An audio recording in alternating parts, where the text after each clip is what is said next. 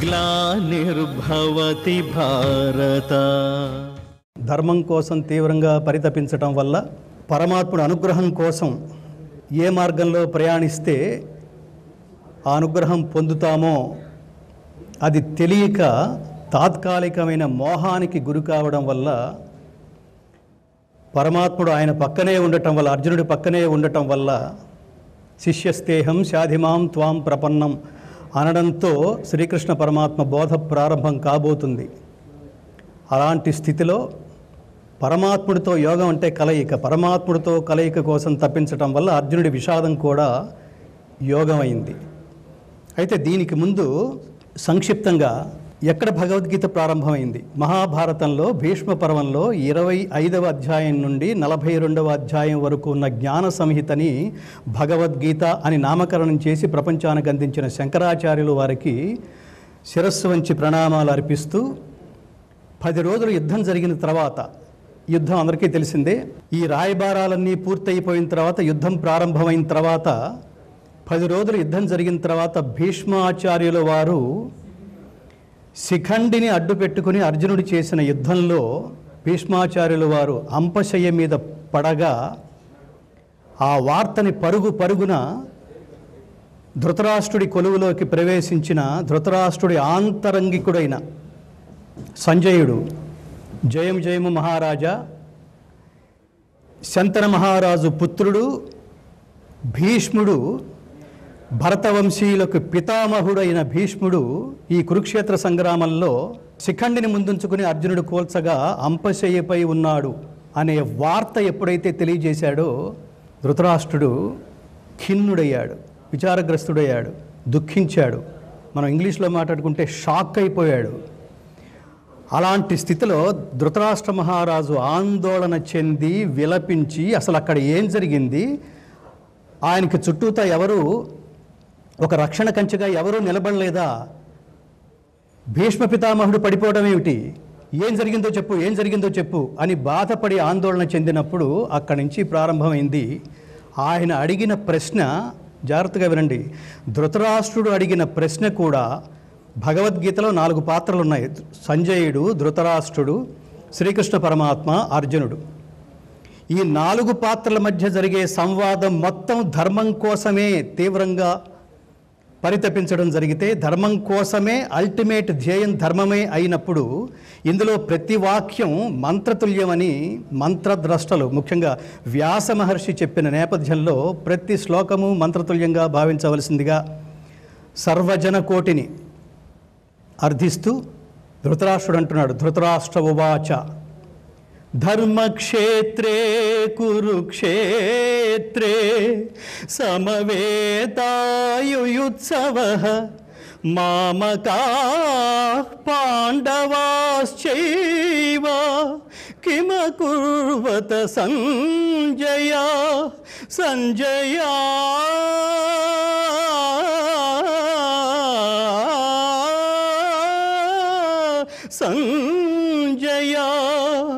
అంత బాధపడుతున్నాడు.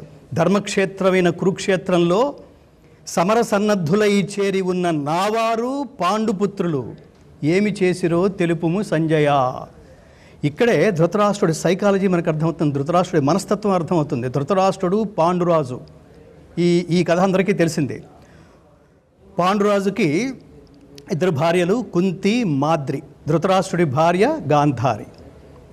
అయితే ధృతరాష్ట్రుడు పాండురాజు అన్నదమ్ములైనప్పుడు అన్నదమ్ముల బిడ్డలు తన బిడ్డలుగా ఒకరికొకరు భావించవలసిన నేపథ్యంలో కూడా అదే ధర్మమని తెలిసి కూడా ధృతరాష్ట్రుడు నావారు పాండుపుత్రులు, నా వాళ్ళు వేరు పాండుపుత్రులు వేరు అనే అహంకారంతో, మమకారంతో, అధర్మంతో అతను ప్రవర్తించడం అనేది అత్యంత దురదృష్టకరమైన విషయం. దానికి చాలా మూల్యం చెల్లించుకోవలసి వచ్చింది అతను. కాబట్టి వ్యాస మహర్షి భగవద్గీతను, శ్రీకృష్ణ పరమాత్మ అర్జునుడికి బోధించిన భగవద్గీతను గ్రంథస్థం చేస్తూ వినాయకుడిని ఆదేశించగా గ్రంథస్థం చేస్తూ ఆయన ఉపయోగించిన మొదటి పదం ధర్మం. ధర్మక్షేత్రే, క్షేత్రం అంటే శరీరం, ధర్మక్షేత్రం అంటే ప్రతి క్షేత్రంలోనూ క్షేత్రే ధర్మం కురు అంటాడు. మొత్తం భగవద్గీత సారాంశం అంతా ఈ ఒక్క పదంలో ఉంది. భగవద్గీత ప్రారంభం ధర్మం అనే పదంతో ప్రారంభమైతే భగవద్గీత చివరి పదం యత్ర యోగేశ్వర కృష్ణో యత్ర పార్థో ధనుర్ధర తత్ర శ్రీర్విజయో భూతి ధ్రువా నీతిర్మతిర్మమ. మమ నేను, నా యొక్క అంటే నేను అంటే నా శరీరాన్ని ప్రతి ఒక్కడికి ఉద్దేశించి చెప్పబడింది గీత. నా శరీరాన్ని, నేను అనే ఈ శరీరాన్ని, ఈ క్షేత్రాన్ని ధర్మయుక్తం చేయటం వల్లే నీ క్షేత్రం, నీ శరీరం, నీ జన్మ సార్థకమవుతుంది అని చెప్పటం భగవద్గీత సంక్షిప్త సారాంశం మిత్రులారా. కాబట్టి స్టార్ట్ విత్ ధర్మ, ఎండ్ విత్ మమ. భగవద్గీత ఈ రెండిటి మధ్యలో ఉన్న జీవితాన్ని ధర్మయుక్తంగా, ధర్మబద్ధంగా ప్రతి ఒక్కడు ధర్మాన్ని ఆచరించటం వల్ల, సర్వజనామోదయోగ్యమైన ఏ కర్మని ఆచరించటం వల్ల నీకు సుఖం కలుగుతుందో అట్టి పని, అట్టి మార్గం ధర్మము అని అర్థం. కాబట్టి అలాంటి ధర్మ మార్గంలో నడవవలసిన ధృతరాష్ట్రుడు ధర్మక్షేత్రే కురుక్షేత్రే సమవేతాయుయుత్సవ మామకాహ పాండవాశ్చైవ కిం అకుర్వత సంజయ. అక్కడ ఏం చేశారో చెప్పు, నాకు చాలా ఆందోళనగా ఉంది అని వేసిన ధృతరాష్ట్రుడు సంధించిన మొదటి ప్రశ్నకు, ఒకే ఒక్క ప్రశ్నకు సమాధానంగా సంజయుడు ఒక క్రికెట్ కామెంటరీ లాగా మొత్తం భగవద్గీత యుద్ధరంగంలో డే 1 నుంచి 18 రోజుల యుద్ధం జరిగితే ఆ 18 రోజుల యుద్ధంలో ఎవరెవరు ఏం మాట్లాడుకున్నారో సంజయుడు కళ్ళకి కట్టినట్టుగా ధృతరాష్ట్రుడికి వివరించటమే భగవద్గీత. సంజయుడు లేకపోతే ప్రపంచానికి భగవద్గీత తెలిసి ఉండేది కాదు. భగవద్గీత ఉపదేశించబడింది 11వ రోజు.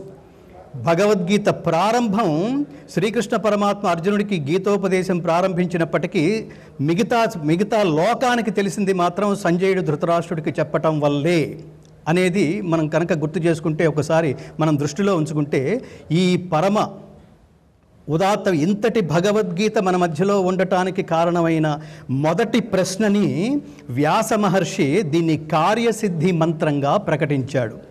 ఈ ఒక్క ప్రశ్న వేయకపోతే శ్రీకృష్ణ పరమోత్కృష్టమైన శ్రీకృష్ణార్జున సంవాదాన్ని ఇంత ఒక ధర్మ మార్గంలో మనం నడిచేంత స్ఫూర్తి మనకి కలిగి ఉండేది కాదు. కాబట్టి అంతటికి మూల కారణమైన ఈ శ్లోకాన్ని మహామంత్రంగా మనం ప్రారంభంలోనే మాట్లాడుకున్నాం. అది పరమాత్మ మాట్లాడడం వల్ల మంత్రమైంది, మామూలు మనిషి మాట్లాడితే మాట అయి ఉండేది.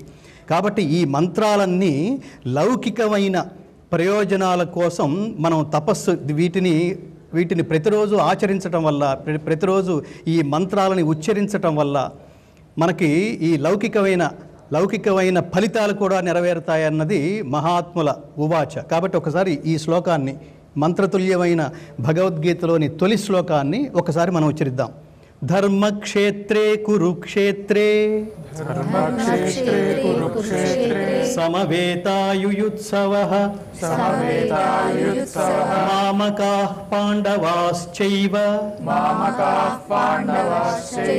కిమకుర్వత సంజయ. అక్కడి నుంచి ప్రారంభించాడు సంజయుడు. దృష్ట్వా తు పాండవానీకం వ్యూఢం దుర్యోధనస్తదా ఆచార్యముపసంగమ్య రాజా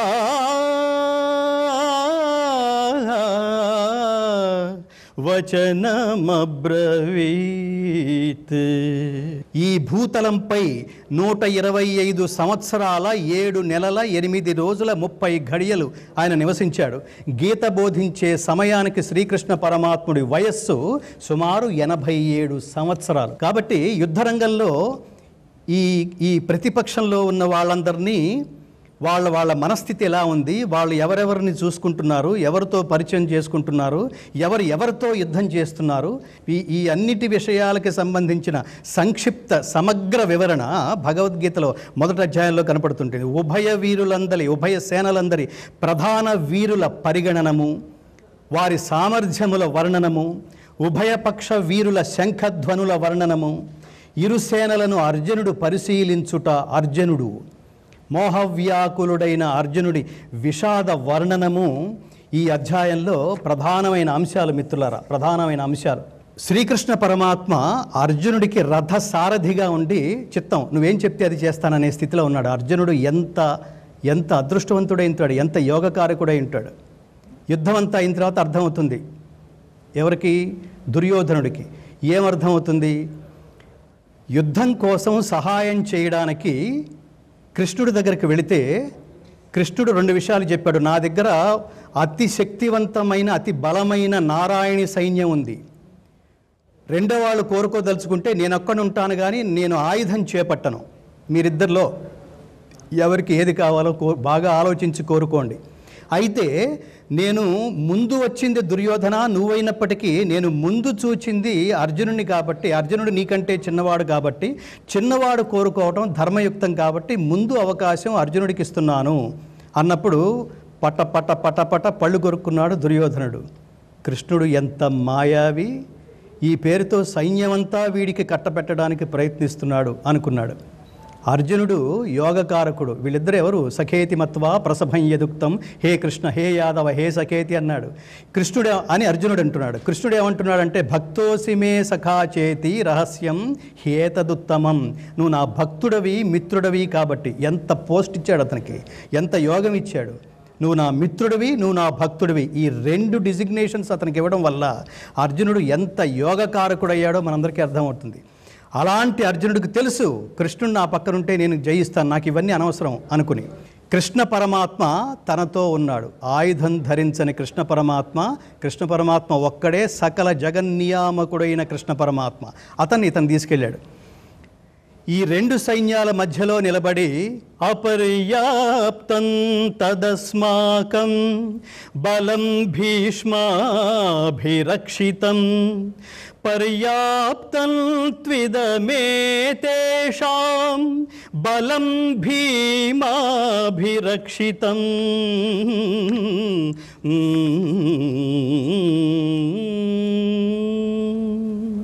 ఒక కాన్ఫిడెంట్గా మాట్లాడుతున్నాడు దుర్యోధనుడు.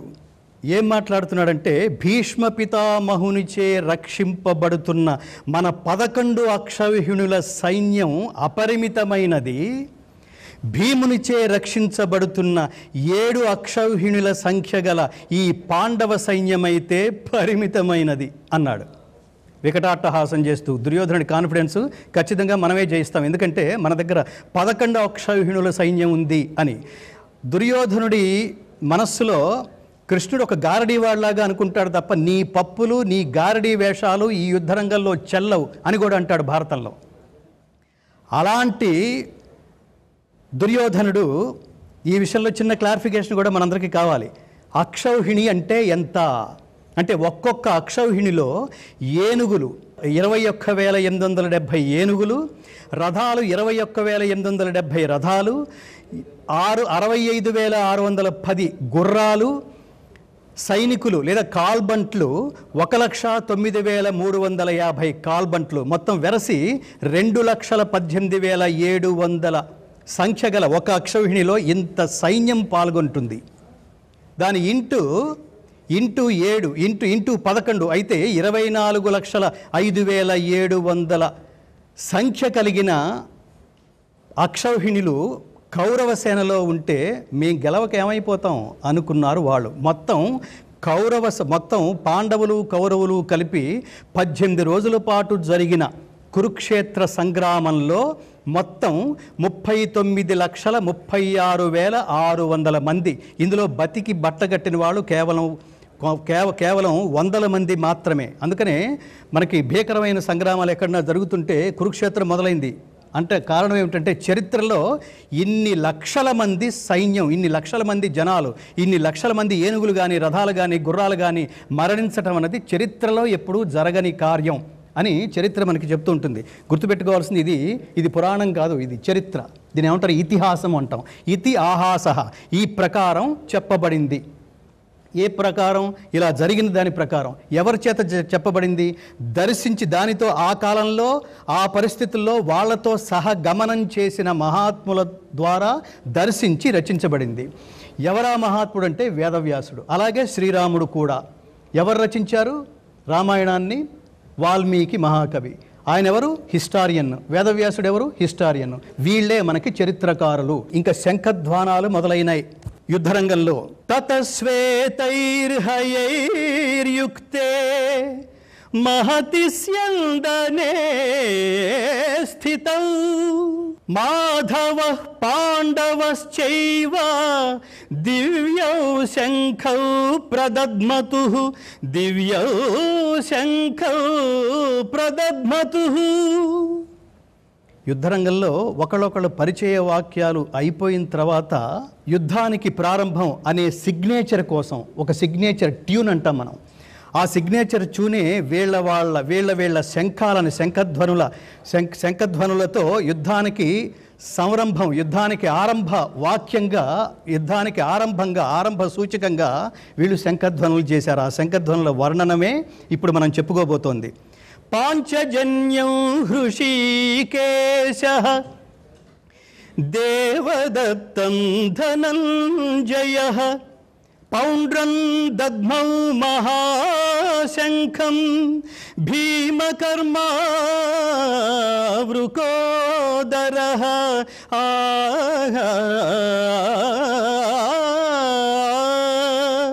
అనంత విజయం రాజా కుంతీపుత్రో యుధిష్ఠిరః నకుల సహదేవశ్చ సుఘోషమణిపుష్పకౌ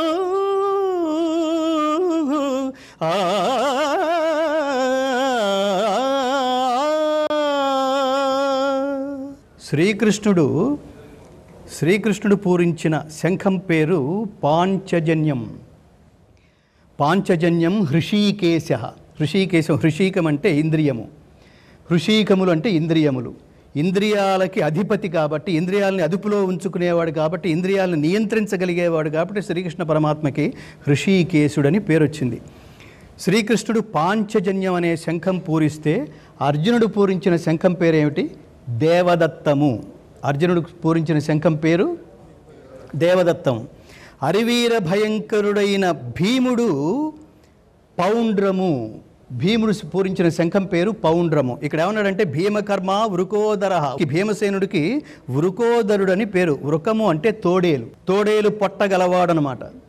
ఎందుకు అతని దాంతో పోల్చారంటే తోడేలుకి రెండు విశేషమైన క్వాలిటీస్ ఉన్నాయి.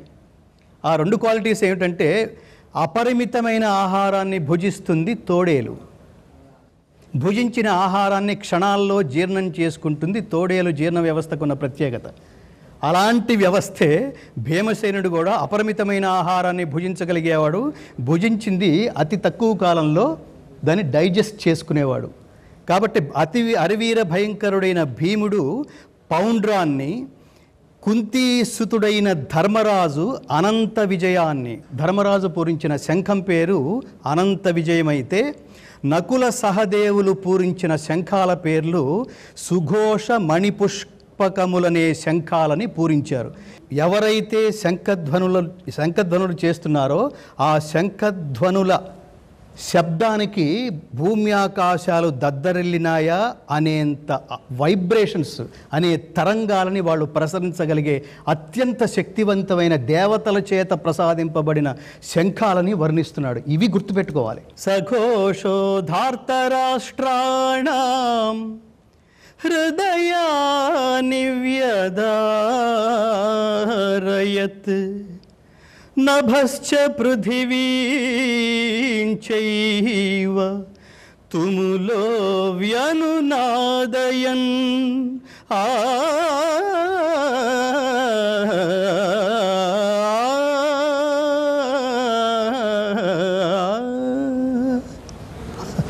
పాండవ పక్ష మహాయోధుల శంఖ నినాదాలకి కౌరవసేనల హృదయాలు కకావికలములయ్యెను అన్నాడు వేదవ్యాస మహర్షి సంజయుడు దర్శించగా. అంటే మనమేంటి ఇంత కాన్ఫిడెంట్గా ఉన్నాం? మనది 11 అక్షౌహిణుల సైన్యం కదా, వీళ్ళది 7 అక్షౌహిణులే. వీళ్ళ శంఖధ్వనుల వర్ణన ఏమిటి? ఒక్కసారి ఇప్పుడే చాలా సందేహం వస్తోంది. విజయం మనదా వాళ్ళదా? మన విజయం మన నుంచి దాటిపోదు కదా అనే అధైర్యం ప్రారంభమైంది. కకావికలములయ్యను అనే మాట అందుకు ప్రయోగించాడు. ఏమంటున్నాడంటే అందరినీ చూశాడు ఒక్కసారి. అర్జునుడు అన్నాడు, చాలా గొప్ప శ్లోకం ఇది. అర్జునుడు అంటున్నాడు, శ్రీకృష్ణ పరమాత్మ రథసారథిగా ఉన్న తన దగ్గర రథసారథిగా పనిచేయడానికి పరమాత్ముని ఎంచుకోవటం ఏమిటి?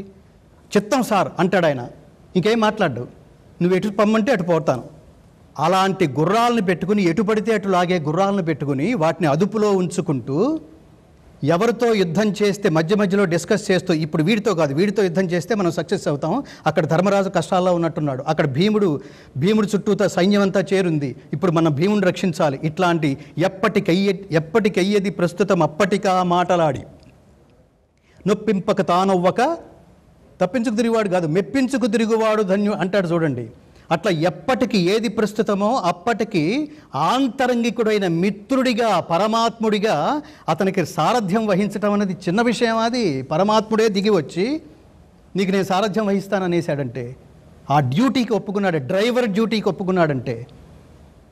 కాబట్టి అలాంటి డ్రైవర్, ఓ డ్రైవర్ అన్నాడు అర్జునుడు, పార్థసారథి, ఇప్పుడు నేను ఈ రెండు పక్షాల్లో ఉన్న సైనికులలో ముఖ్యంగా నేను ఎవరితో యుద్ధం చెయ్యాలో గమనించేంత దగ్గరగా, ఎవరు కౌరవులకి పాండవులకి మధ్యలో, కౌరవులకి సమీపంలో నేను ఎవరితో యుద్ధం చేయాలో నేను గమనించేంత దగ్గరగా ఇరుసేనల మధ్య మన దివ్యమైన రథాన్ని నిలబెట్టు అన్నాడు.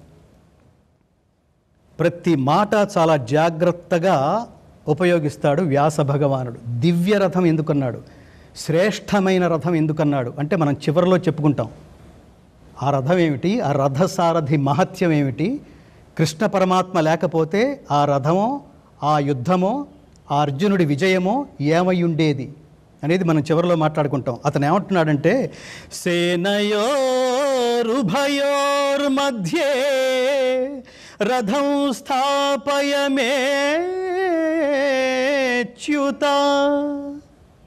సేనయోరుభయోర్మధ్యే రథం స్థాపయమే అచ్యుత. అచ్యుత, రణరంగంలో యుద్ధ సన్నద్ధులై నిలిచియున్న ప్రతిపక్ష యోధులని పరికించాను, వారిలో ఎవరితో నేను యుద్ధం చెయ్యాలో గమనించేంత వరకు, గమనించేంత సమీపంలో రథాన్ని ఇరుసేనల మధ్య నిలిపియుంచు. యావదేతాన్ నిరీక్షేహం యోద్ధుకామానవస్థితాన్ కైర్మయా సహయోద్ధవ్యం అస్మిన్ రణసముద్యమే అనగానే అక్కడ తీసుకెళ్ళి నిలబెట్టాడు. దీని ఏంటి, భారతదేశం దురదృష్టవశాత్తు అవుట్ ఆఫ్ ది సిలబస్ చేసేసింది. ఏంటి, ఎంత దురదృష్టం ఇది. భక్తి ఛానల్ ద్వారా, ఈ భక్తి ఛానల్ ద్వారా మన ఆవేదన కూడా ప్రపంచానికి వ్యక్తం చేయాలి. అందుకని జీవితం ప్రారంభ దశ నుంచే ఈ ధర్మం అంటే ఏమిటో తెలుసుకుంటేనే ఈ ధర్మానికి ఎన్ని పార్శ్వాలు ఉన్నాయో వాటన్నిటినీ మనం ఆలోచించి అవలంబించే అవకాశం ఉంటుంది మిత్రులారా. కాబట్టి సేనయోరుభయోరు మధ్యే రథం స్థాపయ మేచ్యుత, ఈ క్లారిటీ కోసం అర్జునుడు శ్రీకృష్ణ పరమాత్మని అడిగితే, అప్పుడు అర్జునుడి కోరిక మేరకి శ్రీకృష్ణ పరమాత్మ ఆ పక్షంలో ఉన్న మహారాజులందరికీ ఎదురుగా ఉభయ సేనల మధ్య తన ఉత్తమోత్తమమైన దివ్య రథాన్ని నిలిపి ఆయన ఒక మాట అన్నాడు. భగవద్గీతలో శ్రీకృష్ణ పరమాత్మ అర్జునుడిని ఉద్దేశించి మాట్లాడిన తొలి మహితోత్తమమైన వాక్యం ఇది, తొలి మాట ఇది. ఉవాచ పార్థ పశ్యైతాన్ సమవేతాన్ కురునితి.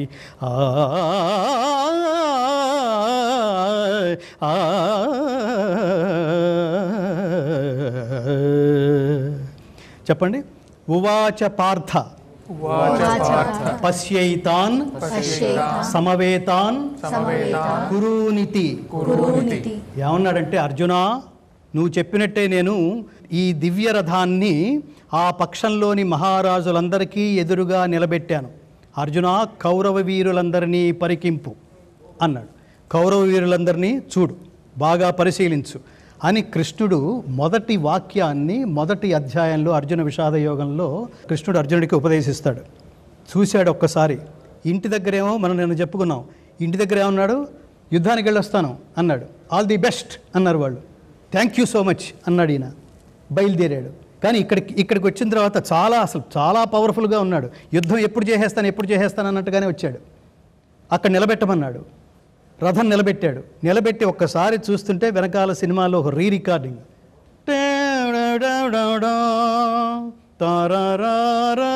టెన్షన్ పడుతున్నాడు. ఏంటి వీళ్ళతోనా నేను యుద్ధం చేసేది? ఎవరెవరున్నారు ఇక్కడ? పార్థుడు ఉభయ సేనల యందు చేరి ఉన్న తండ్రులను, తాతలను, ఆచార్యులను, మేనమామలను, మామలను, సోదరులను, కుమారులను, మిత్రులను, బంధువులను అందరినీ చూచెను. శ్వశురాన్ సుహృదశ్చైవ సేనయోరుభయోరపి తాన్ సమీక్ష్య స కౌంతేయ సర్వాన్ బంధూనవస్థితాన్.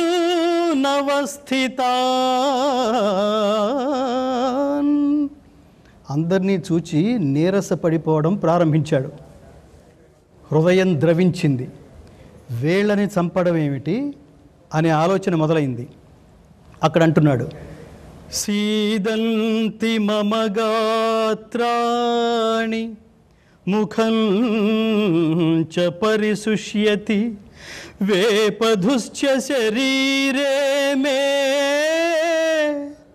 రోమహర్షశ్చ జాయతే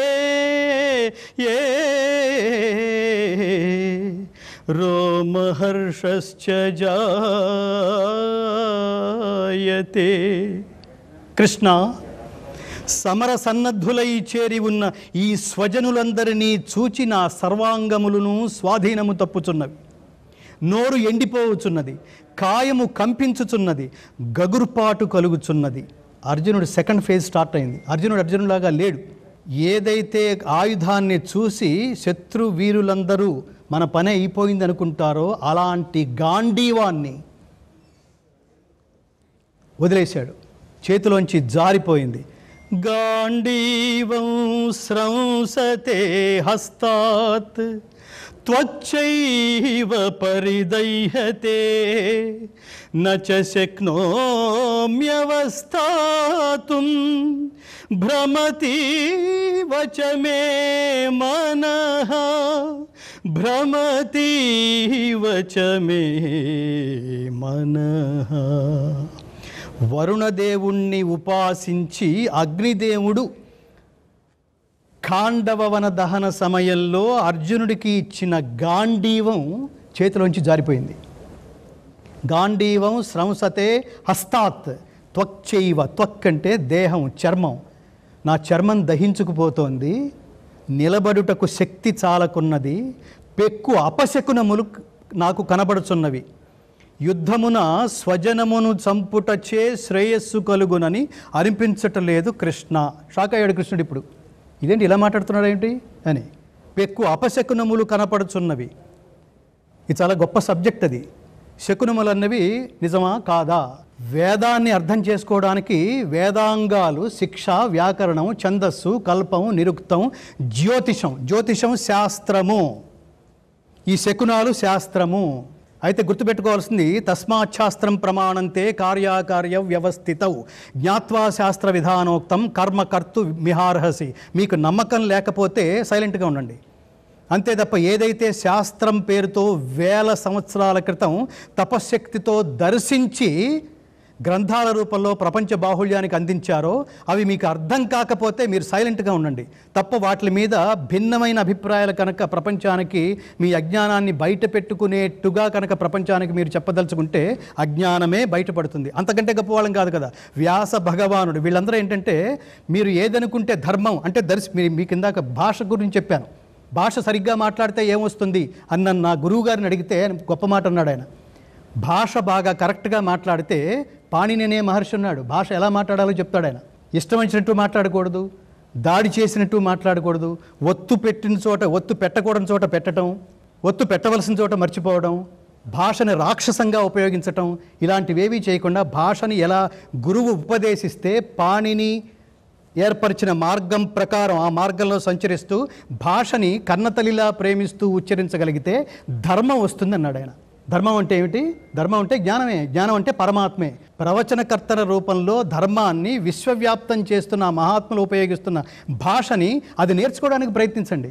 నకాంక్షే విజయం కృష్ణ నచ రాజ్యం సుఖాని చ కిన్నో రాజ్యేన గోవింద కిం భోగైర్జీవితేన వా కిం భోగైర్జీవితేన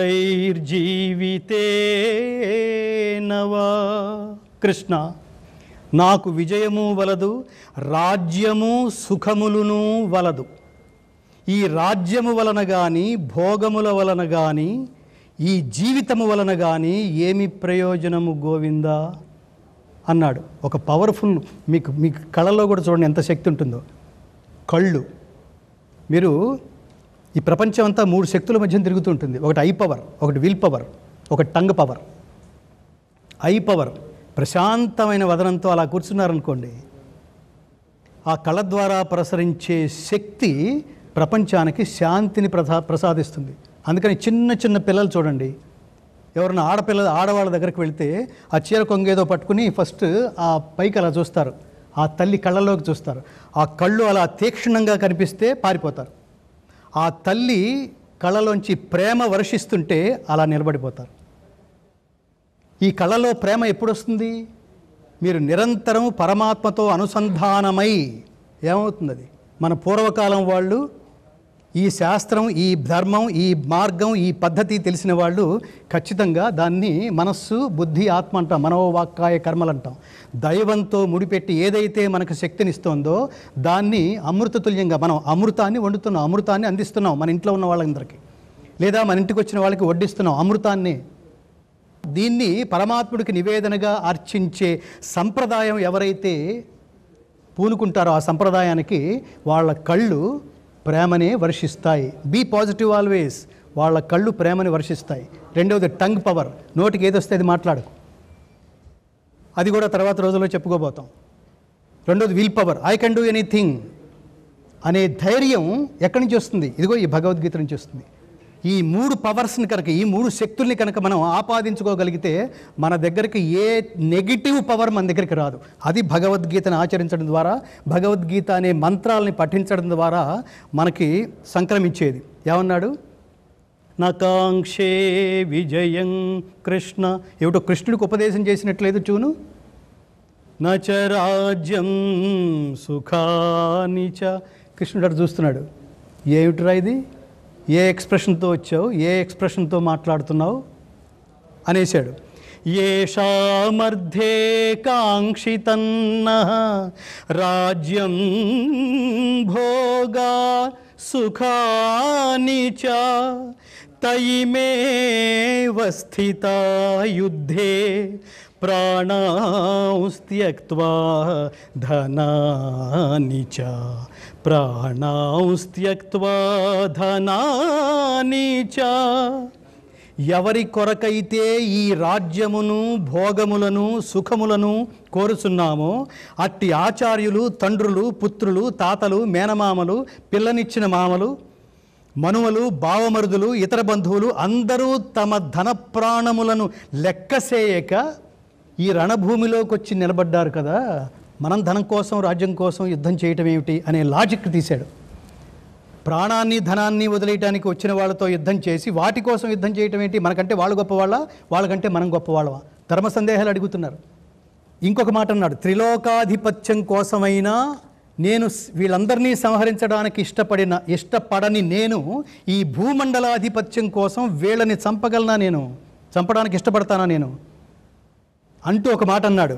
నిహత్య ధార్తరాష్ట్రాన్నః కా ప్రీతి స్యాజ్జనార్దన పాపమేవాశ్రయేదస్మాన్ హత్వైతాన్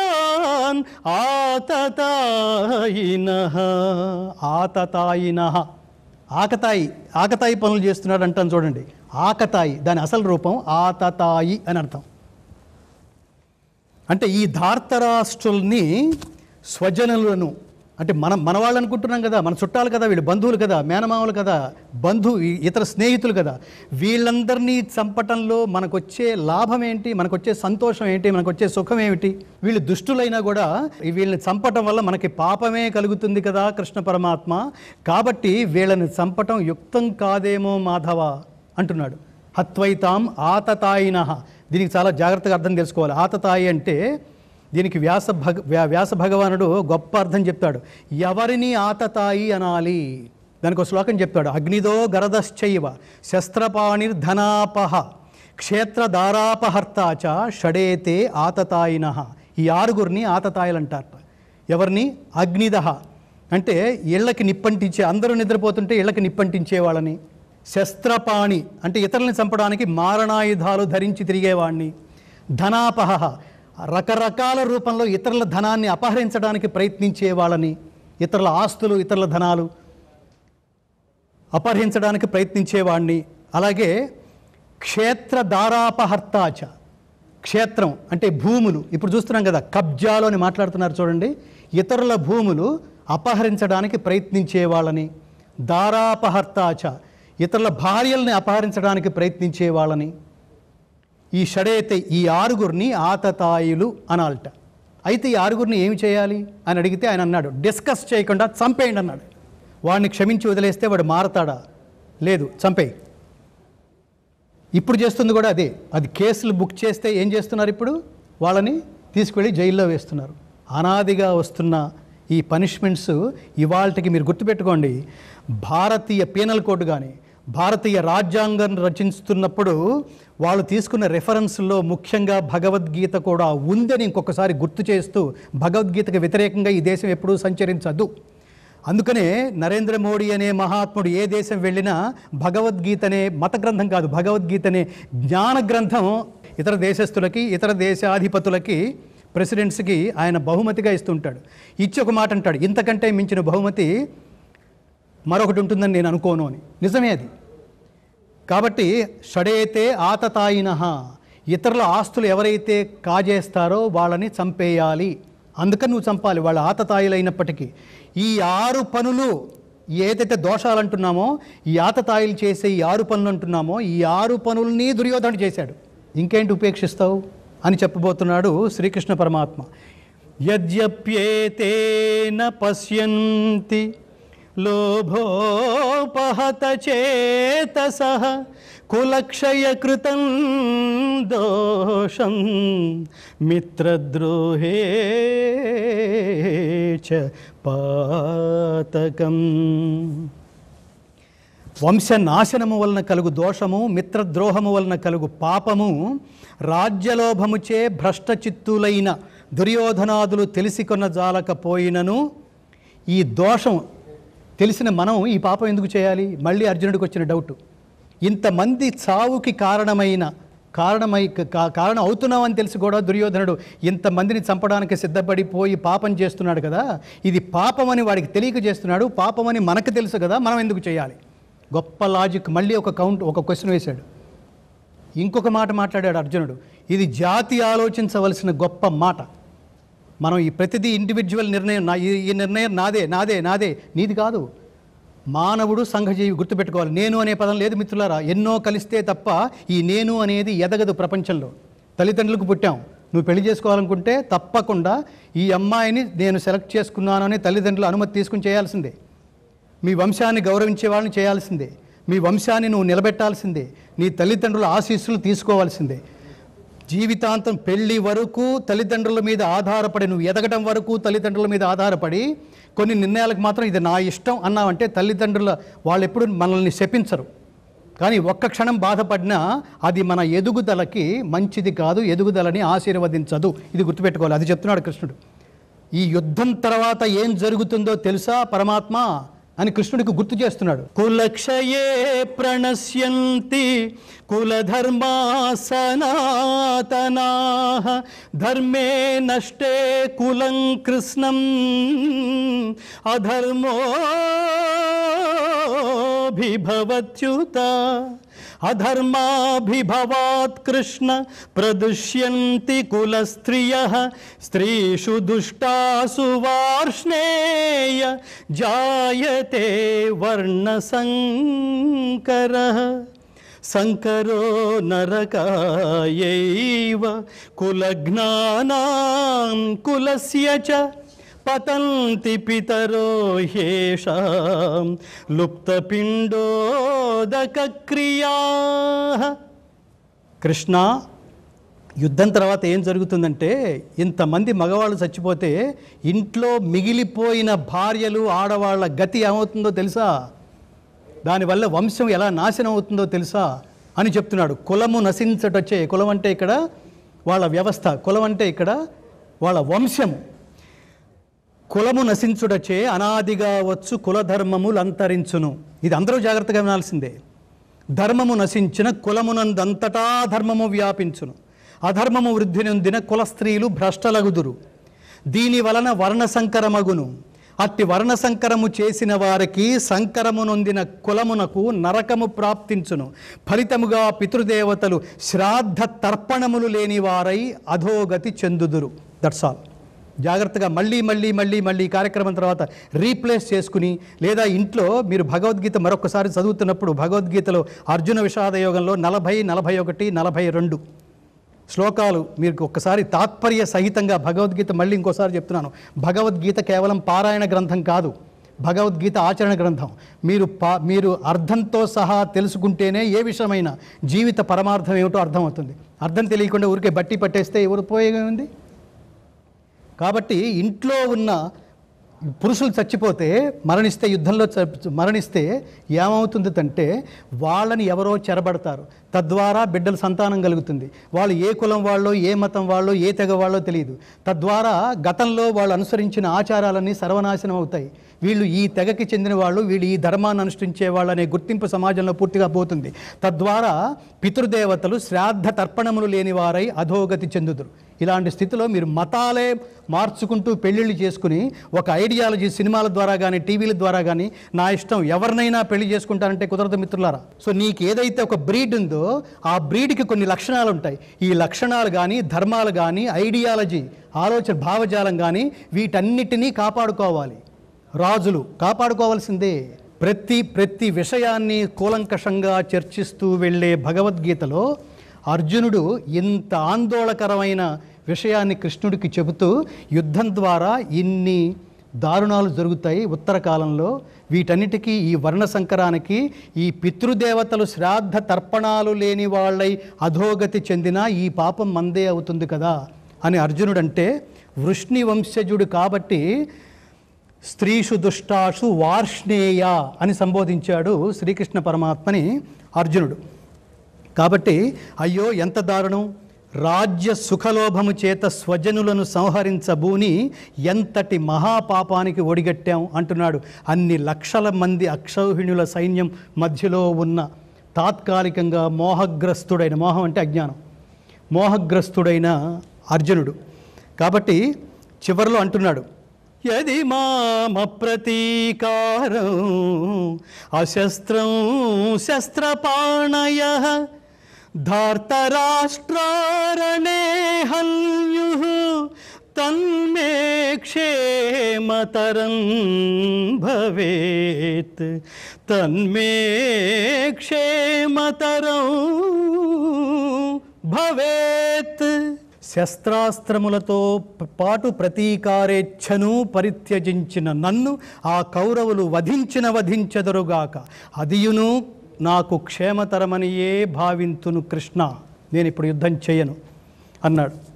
దాన్ని సంజయుడంతా చెప్తున్నాడు. ఇంత బాధపడ్డాడు, ఆ మొదట్లో ఇంత టెన్షన్, ఇంత జ్ఞానంతో విలపించాడు. ఏది ధర్మమో తెలియక, ఏం చెయ్యాలో తెలియక ఇంత విలపించాడు అని చెప్తూ, ఏవముక్త్వార్జున సంఖ్యే రథోపస్థ ఉపావిశత్ విసృజ్య సశరంచాపం శోక సంవిఘ్నమానసః. ఏవముక్త్వార్జున సంఖ్యే రథోపస్థ ఉపావిశత్ విసృజ్య సశరంచాపం శోక సంవిఘ్నమానసః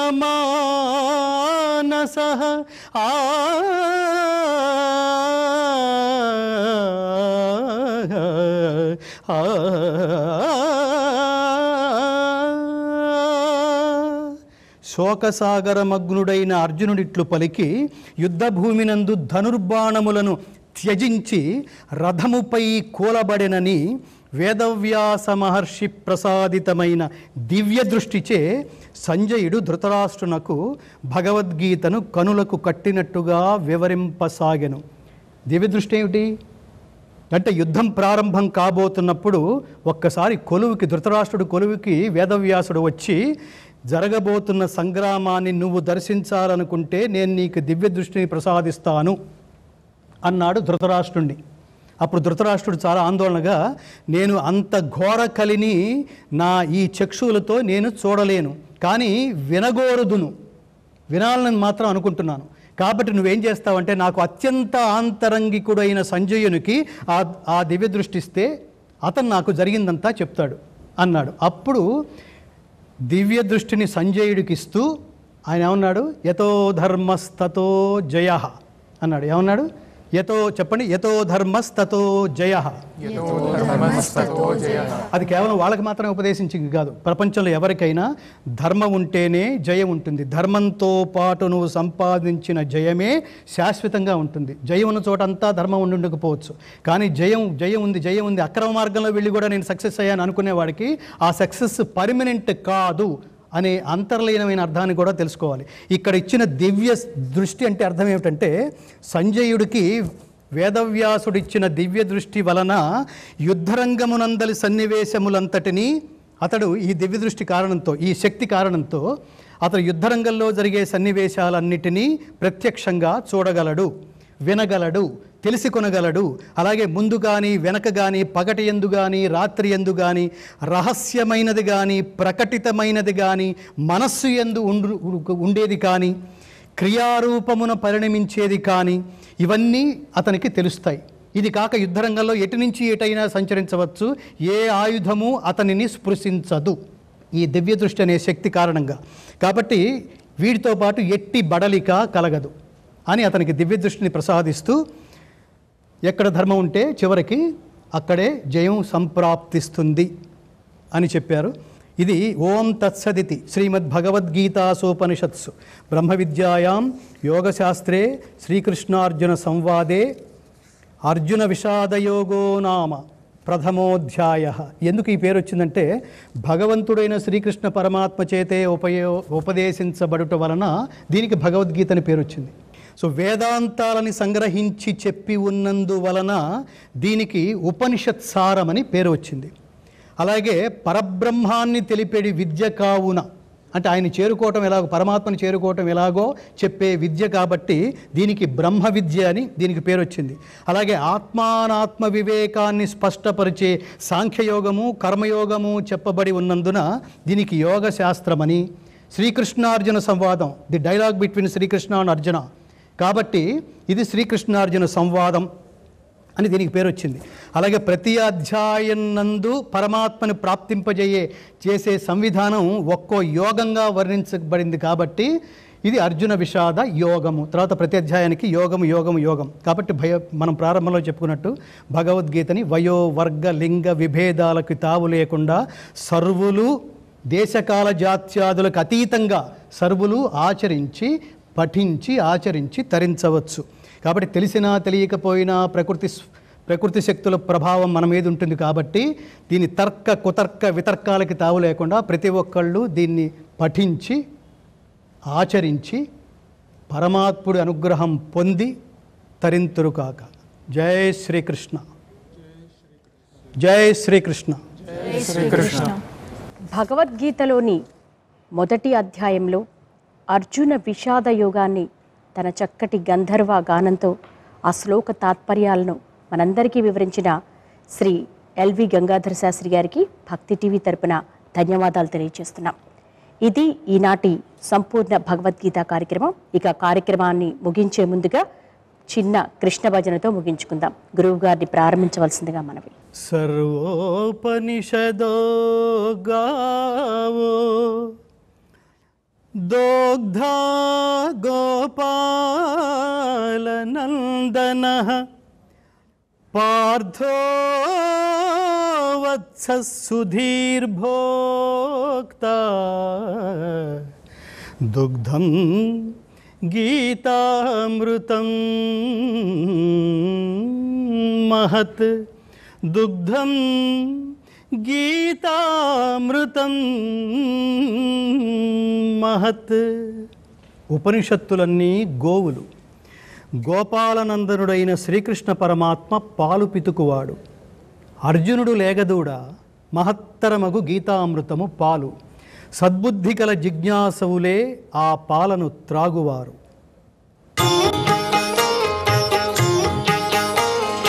గోవింద కృష్ణ హరి రాధారమణ హరి నారాయణ హరి పాండురంగ హరి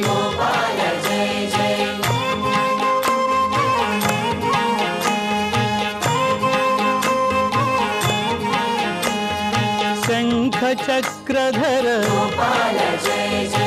ఆశ్రిత వత్సల జయ ద్వారకాధిపతి విశ్వమంగళ విభో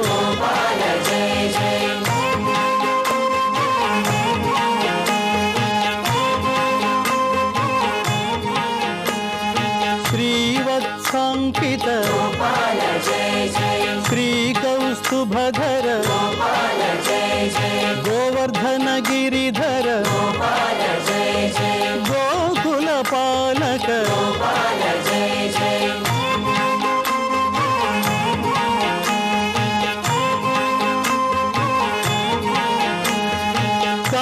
కంసదర్పహారి కాళీయ మర్దన దుష్ట శిక్షణ హరి భవ భయ భంజన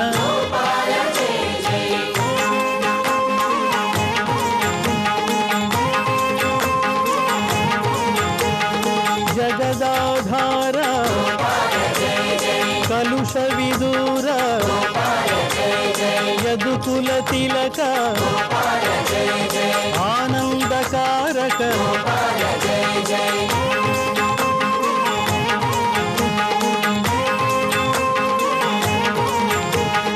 నవనీత చోర వేణుగాన ప్రియ పురాణ పురుష ముని జన సన్నుత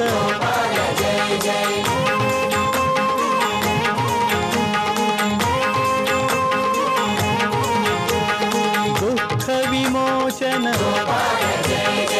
ఆనందనందన జ్ఞాన ప్రదాయక మోక్ష ప్రదాయక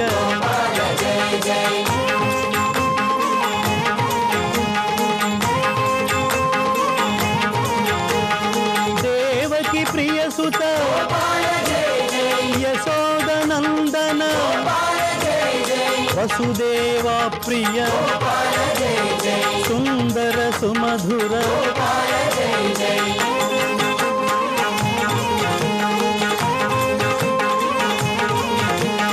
గీతాచార్య హరి కరుణాసాగర మకర కుండలధర బృందావనచారి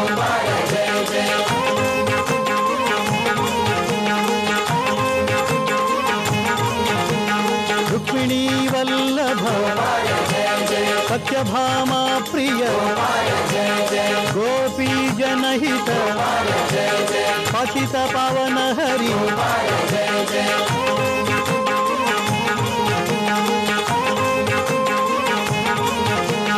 హరే రామ హరే రామ రామ రామ హరే హరే హరే కృష్ణ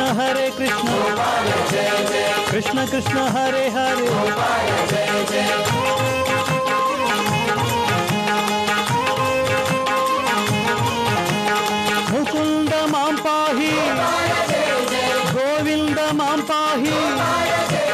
మురారి మాం పాహి మాధవ మాం పాహి గోవింద కృష్ణ హరి గోపాల జై జై రాధారమణ హరి గోపాల జై జై జై శ్రీకృష్ణ భగవాన్ కి సర్వేపి సుఖినః సంతు సర్వే సంతు నిరామయాః సర్వే భద్రాణి పశ్యంతు మా కశ్చిత్ దుఃఖభాగ్ భవేత్ స్వస్తి ప్రజాభ్యః పరిపాలయంతాం న్యాయేన మార్గేణ మహీం మహీషాః గోబ్రాహ్మణేభ్యः శుభమస్తు నిత్యం లోకాः సమస్తాः సుఖినో భవంతు అసతో మా సద్గమయ తమసో మా జ్యోతిర్గమయ మృత్యోర్మా అమృతంగమయ ఓం శాంతి శాంతి శాంతి జై శ్రీకృష్ణ జై శ్రీకృష్ణ జై శ్రీకృష్ణ.